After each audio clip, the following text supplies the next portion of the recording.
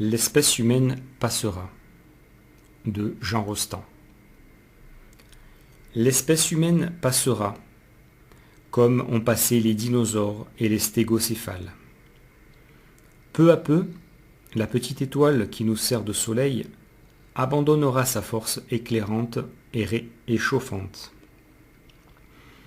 Toute vie aura alors cessé sur la Terre qui, astre périmé, continuera de tourner sans fin dans les espaces sans bornes. Alors, de toute la civilisation humaine ou surhumaine, découvertes, philosophies, idéaux, religions, rien ne subsistera. Il ne restera même pas de nous ce qui reste aujourd'hui de l'homme de Néandertal, dont quelques débris au moins ont trouvé un asile dans les musées de son successeur. En ce minuscule coin d'univers sera annulée pour jamais l'aventure Fallotte.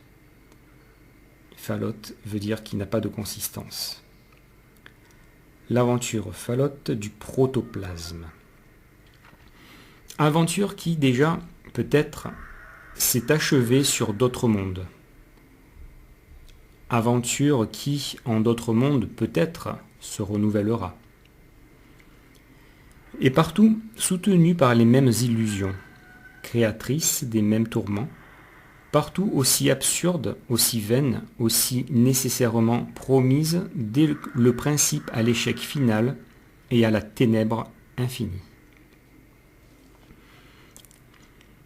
Sera-t-il du moins permis à l'homme éphémère, englouti dans le cosmos démesuré, de se regarder comme le dépositaire d'une valeur privilégiée, qui défierait les normes de la durée ou de l'étendue? On ne voit guère où il puiserait la notion d'une telle valeur. Impossible pour lui de se leurrer de l'esprit qu'il participe à quoi que ce soit qui le dépasse. Son labeur ne s'insère dans aucune forme d'absolu. Il doit se contenter de son domaine à lui, qui est irrémédiablement colo, et ne communique point avec des terres plus vastes. Le seul devoir qui lui incombe est d'améliorer le règne de l'humain et de l'imposer toujours davantage à l'insensible nature. C'est en vain qu'il se prendrait pour l'instrument dont on ne sait quel dessein et qu'il se flatterait de servir à des fins qui le transcendent. Il ne prépare rien, il ne prolonge rien, il ne se relie à rien. Il ne connive pas, connive veut dire participe, il ne connive pas, comme croyait Ronan, à une politique éternelle. Tout ce à quoi il tient, tout ce à quoi il croit, tout ce qui compte à ses yeux, a commencé en lui et finira avec lui.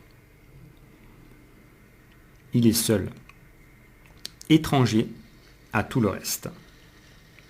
Nulle part, il ne trouve un écho, si discret soit-il, à ses exigences spirituelles.